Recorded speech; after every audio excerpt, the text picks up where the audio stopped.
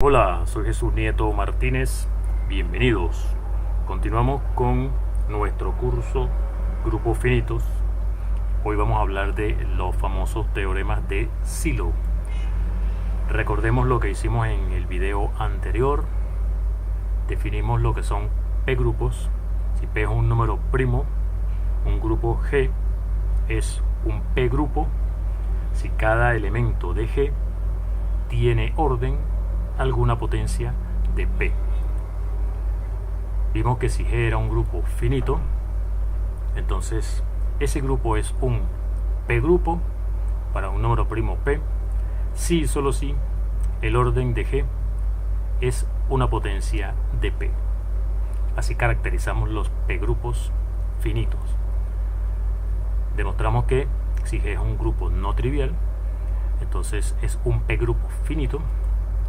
Implica que el centro de G es no trivial. También hablamos del teorema de Cauchy. El teorema de Cauchy dice que si el número primo P divide a el orden del grupo G, entonces G tiene un elemento de orden P.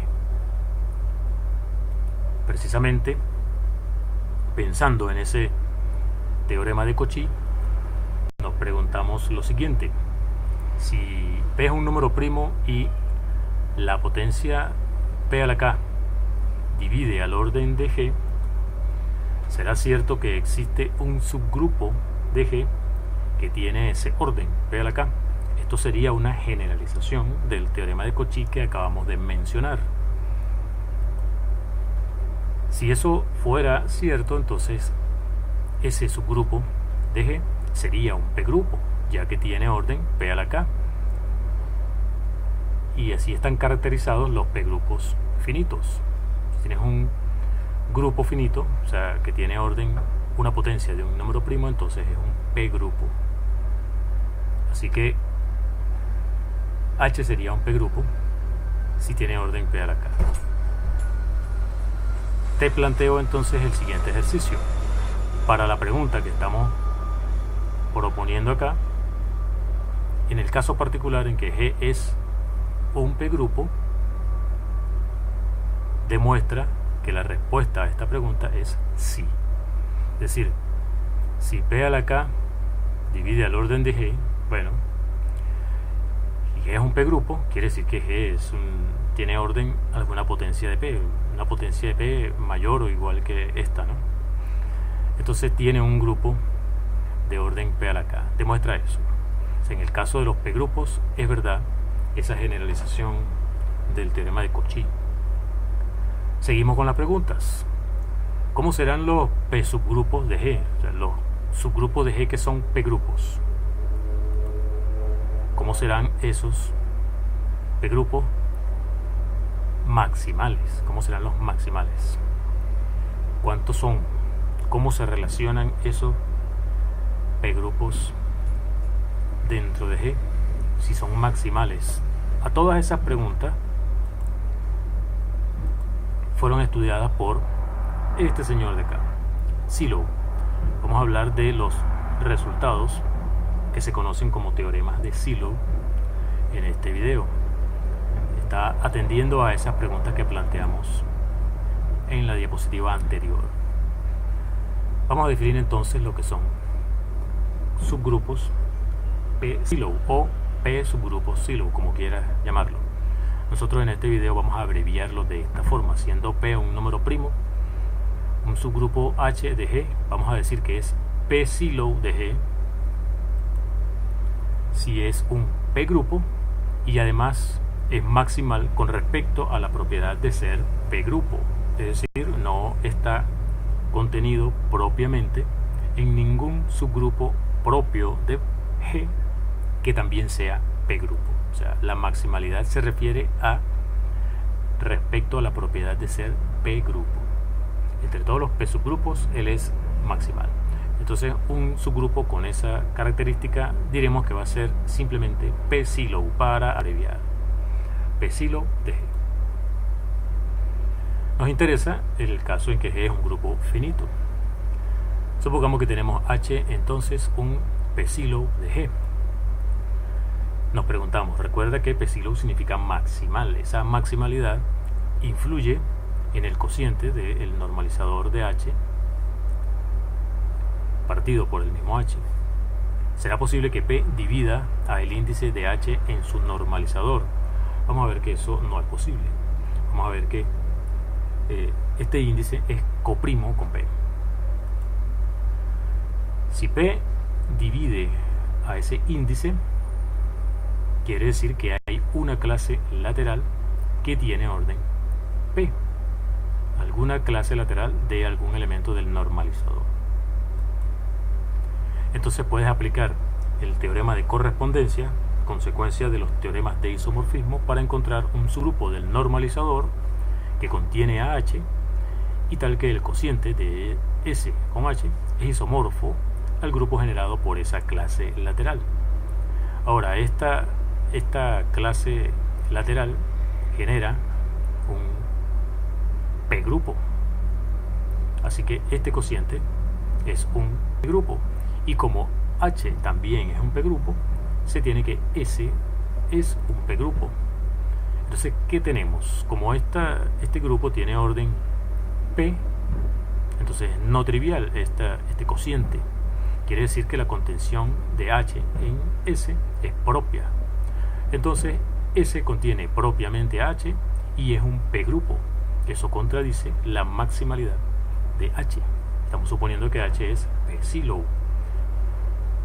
Contradicción.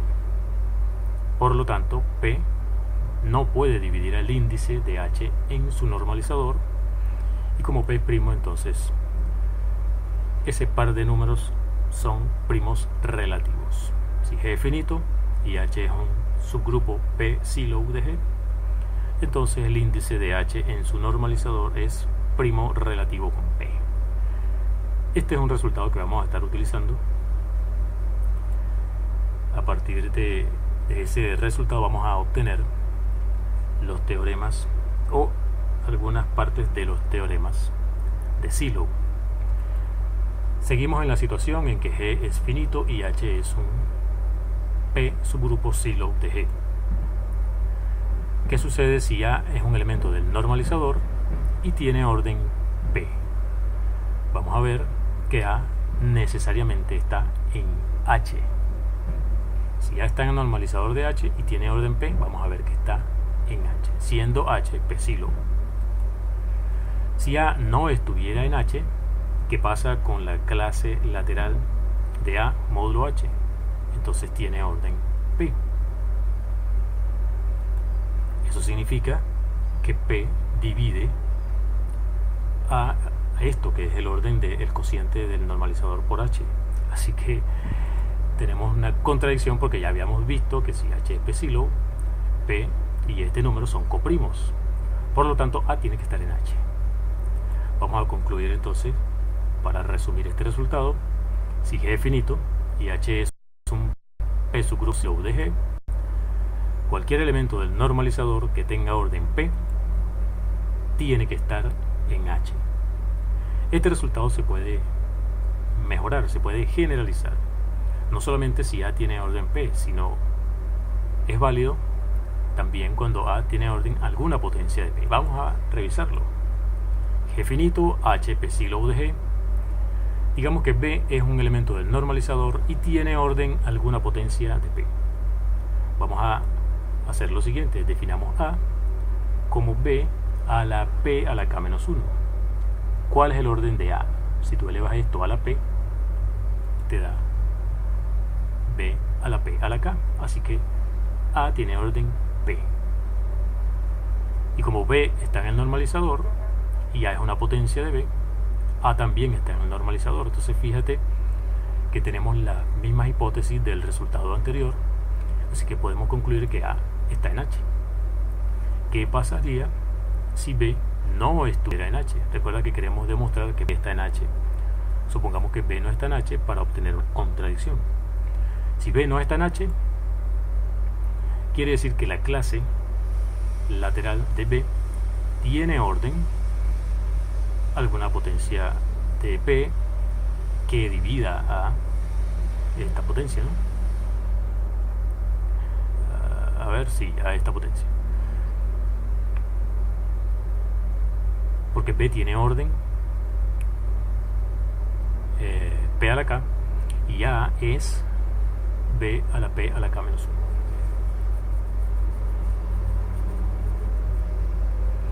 Ok, entonces esta clase tiene orden P a la M. ¿Qué pasaría con P y el normalizador? Bueno, no son coprimos, ya que hay un subgrupo del cociente que tiene orden, una potencia de P. Se contradice nuevamente que P y este número son coprimos. Conclusión, B tiene que estar en H. Vamos a resumirlo. Si G es un grupo finito y H es subgrupo P silo de G, todo elemento del normalizador que tenga orden una potencia de P tiene que estar en H. Eso es lo que demostramos en estas líneas utilizando el teorema o el resultado anterior. Muy bien, vamos a ver qué sucede con aquella pregunta que planteamos sobre los conjugados de un P silo en un grupo. Nuevamente, G finito, H, P silo, vamos a llamar X al conjunto de todos los conjugados de H. Llamemos P1 al mismo H y tenemos P2, P3, etcétera, hasta P sub R, todos los conjugados de H. Cualquier P grupo silo de G, digamos Q, actúa por conjugación sobre X, ya que G actúa por conjugación sobre X. Si esa acción la restringimos a Q, entonces tenemos que Q actúa por conjugación sobre X. ¿Qué pasa con las órbitas de la acción de Q? Ya sabemos que el tamaño de cada órbita por la acción de Q es un divisor del orden de Q, pero el orden de Q, por ser un P silo, es una potencia de P, así que el tamaño de cada órbita es una potencia de P. ¿Qué sucede si hay una órbita, por ejemplo la órbita de P sub I, que tiene un solo elemento? Eso es lo que quiero decir aquí con unitaria y por eso lo pongo entre comillas. Si P sub I tiene una órbita que tiene un solo elemento, eso quiere decir que A por P sub I por A a la menos 1 da P sub I para todo elemento que esté en Q. Eso, aplicando el resultado anterior, fuerza a que esos elementos están todos dentro de P sub I, o sea que Q está dentro de P sub I, pero como Q es P silo, es maximal, y como PI es P grupo, tienen que ser iguales. Q sería igual a PI. ¿Qué estamos diciendo aquí? Cualquier P silo, cuando tomes una órbita que tiene un solo elemento, esa órbita es exactamente la órbita del mismo grupo Q. Si aplicamos ese resultado a H, entonces la única órbita de P sub 1, que es H, que tiene un solo elemento, es la órbita que solo tiene AH. Esa es la única órbita que tiene un solo elemento.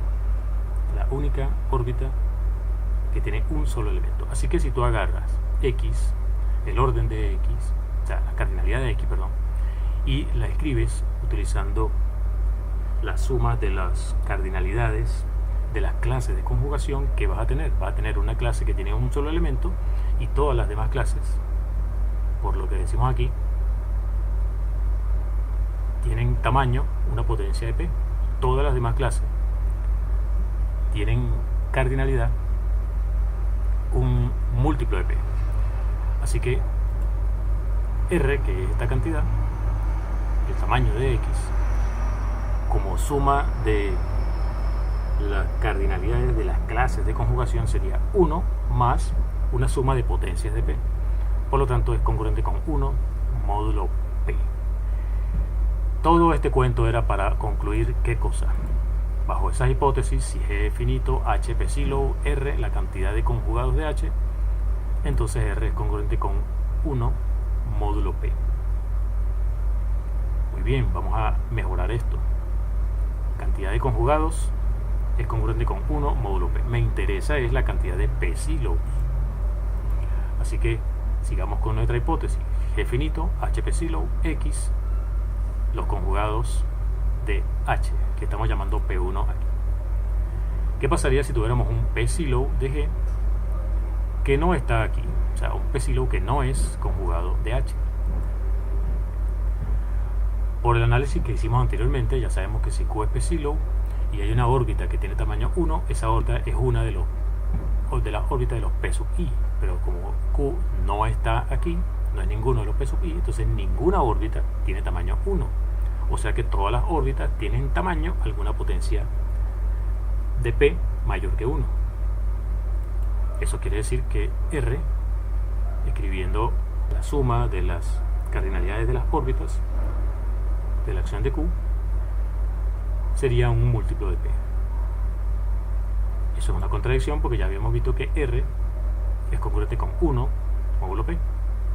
Por lo tanto, Q tiene que estar aquí. O sea que Q es un conjugado de H. Y como H es un P sílabo arbitrario, hemos demostrado que todos los P sílabos de G son conjugados. O sea, X es el conjunto de todos los P sílabos de G. Además, R divide al orden de G porque R es la cantidad de conjugados. La cantidad de conjugados es la suma de las cardinalidades de las órbitas, y todas las órbitas dividen, tienen tamaño, una potencia de P, así que esto nos da que R divide al orden de G. Vamos a resumir acá los famosos teoremas de Sylow. Lo que dicen es lo siguiente: G, un grupo finito, P, un número primo, llama R a la cantidad de subgrupo P sílabo de G. Entonces R divide a el orden de G. R es congruente con 1 módulo P. Todos los grupos P sílabo de G son conjugados y por lo tanto son isomorfos. Y esta última parte que viene de la primera pregunta que planteamos: si P a la K tenemos una potencia que divide el orden de G, entonces G tiene un subgrupo de orden P a la K. Vamos a demostrar eso. Ya demostramos 1 y 2, falta 3, y con eso le daríamos respuesta a la pregunta que planteamos al principio del video. Vamos a demostrar más que eso. Vamos a demostrar esto: si P es primo y P a la E multiplicado por M divide al orden de G, siendo M coprimo con P, y H es un P sílabo de G, entonces el orden de H tiene que ser el máximo, tiene que ser P a la E. Vamos a ver eso. Vamos a ver que el orden de H tiene que ser P a la E. Sabemos que el índice de H en G, por teoremas de isomorfismo, es el producto de el índice de G en el normalizador por el índice de H en el normalizador. Ya hemos visto que la cantidad de conjugados de G en el teorema anterior, la parte 1 me parece, es concurrente con 1 módulo P, la cantidad de conjugados, que es la cantidad de P sílabos que hay, ¿no? Y es esto exactamente, ¿no? La cantidad de conjugados de H es congruente con 1 módulo P. O sea, este número es congruente con 1 módulo P, y este otro número ya hemos visto que es primo con P, así que este número es primo con P y este también. Por lo tanto, este, que es el producto de estos dos, es primo con P. Este número es primo relativo con P. Entonces, como el orden de H es una potencia de P y este índice es este cociente, sería P a la E menos S M, pero ya vimos que esto es primo con P, así que esto tiene que ser 1. O sea, S tiene que ser E. Conclusión: el orden de H es la máxima potencia que aparece aquí. Tiene que ser P a la E. Además, bueno, fíjense que eso es lo que demostramos acá, ¿no? Todo este resultado.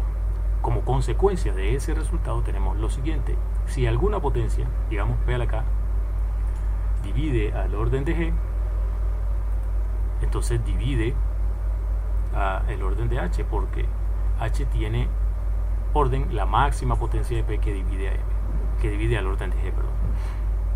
Así que tenemos esto, y por el ejercicio que planteamos al principio, fíjate que H es un P grupo. Para los P grupos vale el resultado de que si alguna potencia de P divide al orden de ese P grupo, entonces ese P grupo tiene un subgrupo de orden P a la K. El ejercicio, te menciono el ejercicio que te planteé al principio del video. Por ser H un P grupo, si P a la K divide al orden de H, entonces H tiene un subgrupo de orden P a la K. Entonces ese subgrupo de H sería un subgrupo de G que tiene orden P a la K, y tendríamos la parte 3 de lo que enunciamos como teorema o teoremas de Sylow. Vamos a resumir. Hemos definido lo que es P Sylow. Un subgrupo de un grupo G es P Sylow, siendo P un número primo. Significa que es un P grupo y que es maximal entre todos los P grupos que son subgrupos de G. Eso es un subgrupo que es P Sylow en un grupo G. Vimos que si G es un grupo finito y P es un número primo, llamando R a la cantidad de subgrupos P Sylow de G, se tiene lo siguiente. Si alguna potencia de P divide al orden de G, entonces G tiene un subgrupo con ese orden, esa potencia de P. Eso generaliza el teorema de Cauchy. Todos los P Sylow de G son conjugados, por lo tanto son isomorfos. La cantidad de P Sylow de G divide al orden de G y es congruente con 1 módulo P. Estos tres resultados son los que se conocen como teoremas de Sylow, y podemos decir a partir de la segunda, todos los P Sylow de G son conjugados. ¿Qué pasaría si H es un P Sylow de G y es normal? ¿Qué significa eso? Si es normal, quiere decir que tiene un solo conjugado, que es el mismo. O sea que R sería 1. Tiene un solo conjugado. Y los conjugados son todos los P Sylow.